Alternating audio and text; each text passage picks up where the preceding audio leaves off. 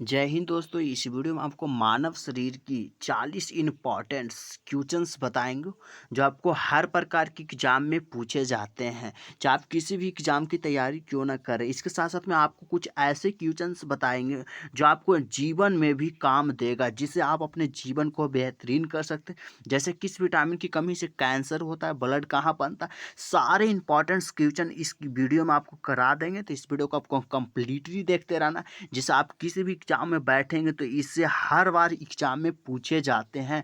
तो चलिए दोस्तों शुरू करते हैं। तो सबसे पहला क्वेश्चन है, निषेचन की क्रिया कहाँ होती है। निषेचन की क्रिया जो महिला में होती है, फर्टिलाइजेशन, वो कहाँ होती है। ऑप्शन नंबर ए में दिया है गर्भाशय, ऑप्शन नंबर बी में दिया अंडा वाहिनी, ऑप्शन नंबर सी में दिया अंडा ग्रंथि और ऑप्शन नंबर डी में दिया है योनि मार्ग। देखिए इसका बेसिक ट्रिक्स क्या होता है जो हम आपको बता देते हैं। कुछ इस तरह से फीमेल्स का ऑर्गन्स होते हैं, इसको बोला जाता है सर्विस, जिसे हम अपने जीवन में यूज करते हैं। इसे बोला जाता है ओवरी, जहां अंडा बनता है, और इसे बोला जाता है फ्लोपियन ट्यूब, जो इसे बोला जाता है फ्लोपियन ट्यूब, जिसे हिंदी में बोला जाता है अंडा वाहिनी। मतलब यहाँ पे फीमेल्स में अंडा बनती है और 7 दिन के बाद मिच्योर होकर के यहाँ पे आ जाती है। और जैसे ही आप किसी भी फीमेल्स के साथ रिलेशनशिप बनाते हैं तो इसको बोला जाता है यूट्रस। तो आप वहाँ पे यूट्रस में आपका जो होता है शुक्राणु डिस्चार्ज हो जाता है, और वो डिस्चार्ज होने के बाद धीरे धीरे धीरे धीरे यहाँ पे चला जाता है फिलोपियन ट्यूब में, और फिलोपियन ट्यूब में ही निषेचन की क्रिया होती है। तो इसका option number be the absolutely right answer, मतलब कि निषेचन की क्रिया जो फीमेल्स में होता है वो अंडा वाहिनी में होता है। नेक्स्ट क्वेश्चन देखेंगे। दूसरा क्वेश्चन है, स्त्रियों में अंडा का निर्माण कौन सा हार्मोन करता है। ऑप्शन नंबर ए में दिया है रिलैक्सिन, ऑप्शन नंबर बी में दिया है एस्ट्रोजन, ऑप्शन नंबर डी में दिया है प्रोजेस्टेरोन, ऑप्शन नंबर डी में दिया है इनमें से कोई नहीं। देखिए हार्मोन 3 प्रकार के होते हैं दोस्तों। एक होता है रिलैक्सिन, एक होता है एस्ट्रोजन और एक होता है प्रोजेस्टेरोन। 3 प्रकार के हार्मोन होते हैं। तीनों प्रकार के हार्मोन्स का अलग अलग काम है।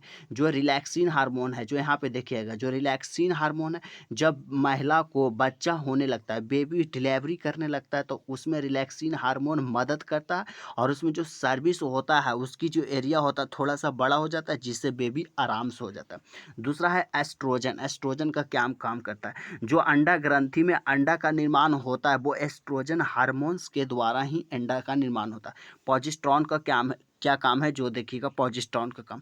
प्रोजेस्टेरोन जो होता है दोस्तों, जैसा ही फीमेल्स फर्टिलाइजेशन की क्रिया किसी भी फीमेल्स के शरीर में हो जाती है तो होता है जो एस्ट्रोजन हार्मोन्स बनाना बंद कर देता, और जो गर्भ में माँ के बच्चा रहता है उसका पालन पोषण जो होता है प्रोजेस्टेरोन हार्मोन्स के द्वारा होता है। तो यहाँ पे क्वेश्चन पूछ रहा है कि स्त्रियों में अंडा का निर्माण कौन सा हार्मोन्स के द्वारा होता है, तो एस्ट्रोजन हार्मोन्स के द्वारा होता है। 3 प्रकार के हार्मोन होते हैं, तीनों प्रकार के हार्मोन्स का आपको डिटेल से बता दिया, यानी इसका option number be the absolutely right answer. Next question है कि मादा जनन पथ में पहुंचने के पश्चात मानव शुक्राणु अपने निषेचन क्षमता सुरक्षित रखता है। मतलब जब भी कोई मेल्स और फीमेल्स एक दूसरे को रिलेशनशिप बनाते हैं तो जो मेल का होता है शुक्राणु वो फीमेल्स के ऑर्गन में जा कर के डिस्चार्ज हो जाता है। तो जो मेल का शुक्राणु होता है वो उसका टाइम कितने देरी तक होता है, उसका टाइम होता है 20 मिनट। मतलब किसी भी मेल्स का जो ऑर्गन्स से जाता है शुक्राणु फीमेल्स के ऑर्गन्स में, उस शुक्राणु का जीवन काल 20 मिनट के लिए होता है। यानी आप किसी भी फीमेल्स के साथ 20 मिनट तक लेटे रहेंगे तो 95% चांस है कि वो फीमेल्स आपसे प्रेग्नेंट, यानी कि फर्टिलाइजेशन की क्रिया हो सकती है। तो इसका 20 मिनट है जो absolutely right answer, D number is absolutely right answer.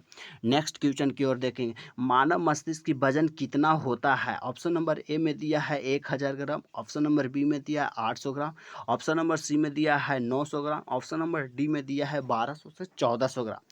मतलब कि जो मानव का मस्तिष्क होता है वो 1200 से 1400 ग्राम के बीच में होता है। इसका D the absolutely right answer. Next question की ओर चलेंगे। नेक्स्ट क्वेश्चन है, स्त्रियों में अंडा का निर्माण कौन सा हार्मोन करता है। ये तो पहले ही आपको बता चुके हैं कि एस्ट्रोजन हार्मोन्स के द्वारा होता है। नेक्स्ट क्वेश्चन की चलेंगे कि मानव मस्तिष्क में कितने प्रकार की हड्डियां होती हैं।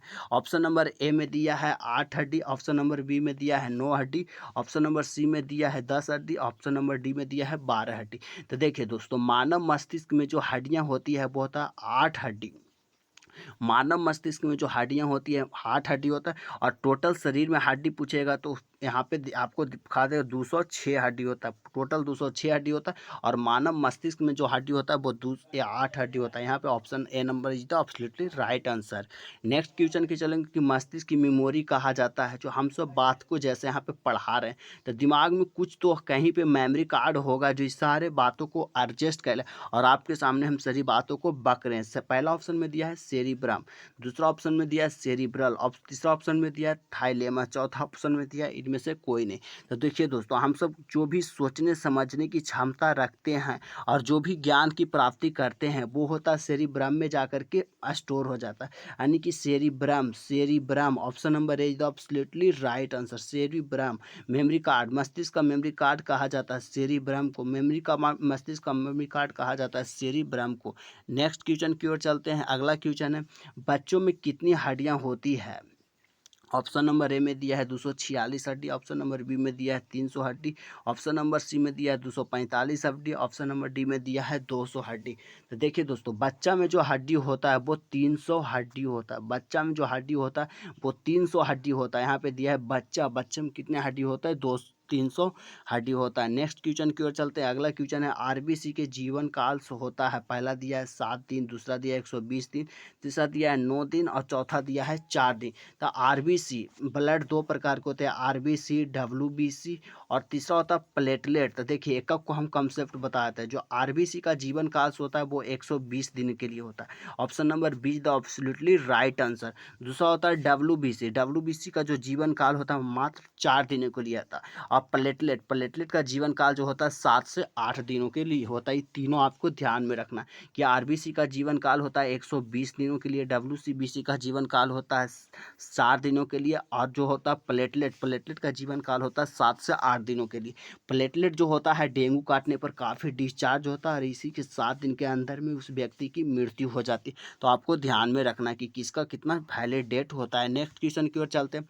अगला क्वेश्चन है कि बच्चों में कितनी हड्डियां होती है। आपको पिछले ही बता दें कि बच्चों में 300 हड्डियां होती है। अगला क्वेश्चन की ओर चलते हैं कि पैर में कितनी हड्डियां होती है। ऑप्शन नंबर ए में दिया है 30 हड्डी, ऑप्शन नंबर बी में दिया है 40 हड्डी, ऑप्शन नंबर सी में दिया है 50 हड्डी, ऑप्शन नंबर डी में दिया है 246 हड्डी। तो देखिए दोस्तों, पैर में जो हड्डियां होती है 30 हड्डी होता है। एक पैर में 30 हड्डी और दो पैर में मिलाकर के तीदुनी 60 हड्डी, मस्तिष्क में 8 हड्डी, टोटल मिलाकर 206 हड्डी। चलिए नेक्स्ट क्वेश्चन की ओर बढ़ते हैं। अगला क्वेश्चन है घाव भरने में मदद करता है। ऑप्शन नंबर ए में दिया है आरबीसी, ऑप्शन नंबर डी में दिया है डब्ल्यूबीसी, ऑप्शन नंबर सी में दिया है लासिका और ऑप्शन नंबर डी में दिया है इनमें से कोई नहीं। तो देखिए घाव भरता है जो ऑप्शन नंबर सी लासिका जो होता है घाव भरता है। ऐसे विटामिन की ओर चलेंगे तो विटामिन सी है सो और घाव भरने की काम करता है। चलिए अगला क्वेश्चन की ओर चलते हैं। अगला क्वेश्चन है शरीर में प्लेटलेट होता है कितना होता है। ऑप्शन नंबर ए में दिया है 1 लाख, ऑप्शन नंबर बी में दिया है 5 लाख, ऑप्शन नंबर सी में दिया है 2 से 3 लाख और ऑप्शन नंबर डी में दिया है 10 लाख। देखिए दोस्तों, जो हमारे शरीर में प्लेटलेट होता है वो 2 से 3 लाख के बीच में होता है, लेकिन कहीं कहीं पे दे देता है 1-1.5 लाख से लेकर के 2 लाख, लेकिन आपको ध्यान में रखना है कि 2 से 3 लाख के बीच में भी होता है। चलिए अगला क्वेश्चन की ओर बढ़ते हैं। अगला क्वेश्चन है कि शरीर रक्त शरीर में कार्य करता है, यानी कि हमारे शरीर में जो ब्लड होता है वो ब्लड कौन सा कार्य करता है। ऑप्शन है मेरे दिया शरीर में सारे शरीर में ऑक्सीजन पहुंचाना, ऑप्शन नंबर बी में दिया है भोजन को पाचन करना, ऑप्शन नंबर सी में दिया है तरलता बनाए रखना, ऑप्शन नंबर डी में दिया है खड़ा होने में मदद करता है।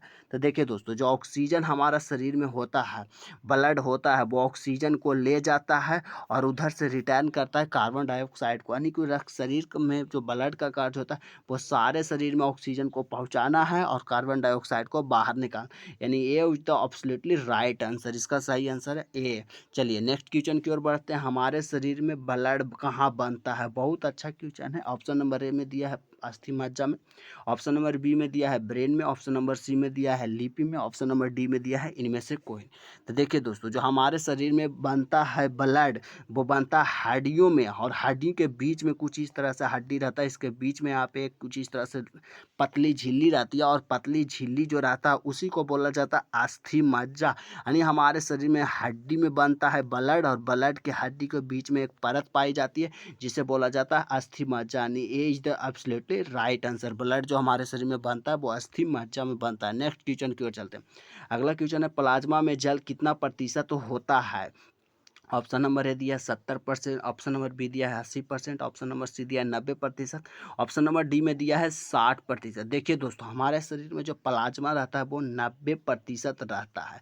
प्लाज्मा में जो जल पाया जाता है वो 90% जल पाया जाता है। यानी आप किसी भी व्यक्ति को ब्लड डोनेट करते हैं तो उसमें 90% जल है, मात्र 10% ही अगला पदार्थ है। तो आप किसी भी को यदि ब्लड आप डोनेट करते हैं तो उसमें 1 से 2 गिलास यदि पानी पी लेते हैं, ताज़ा पानी, तो आपको ब्लड काफ़ी आसानी से रिकवर हो जाता है प्लाज्मा। चलिए अगला क्वेश्चन की ओर बढ़ते हैं। अगला क्वेश्चन है, मानव कोशिका में गुणसूत्रों की संख्या होती है। ऑप्शन नंबर ए में दिया है 10, ऑप्शन नंबर बी में दिया है 20, ऑप्शन नंबर सी में दिया है 46, ऑप्शन नंबर डी में दिया है 23। देखिए दोस्तों, मानव सूत्र में जो गुणसूत्र की संख्या होती है वो 46 होता है, जिसमें जब किसी महिला को प्रेग्नेंट होती है तो उसमें 23 उसमें मेल्स का रहता है और 23 उसमें फीमेल्स का रहता है। और एक्स मिलता है तो लड़की पैदा होती है और एक्स वाई मिलता है तो लड़का पैदा होता है। चलिए अगला क्वेश्चन की ओर बढ़ते हैं। अगला क्वेश्चन है, हमारे शरीर में ब्लड जमने से कौन रोकता है? सही बात है, यदि हमारे शरीर में क्या होगा, जब ब्लड जम जाएगा तो हमारी तुरंत मृत्यु हो जाएगी। तो कोई तो ऐसा पदार्थ होगा जो हमारे शरीर में ब्लड जमने से रोकता है। ऑप्शन नंबर ए में दिया है हेपेरिन, ऑप्शन नंबर 2 में दिया है लिम्फोसाइट, ऑप्शन नंबर सी में दिया है सोडियम, ऑप्शन नंबर डी में दिया है थ्रोम्बिन।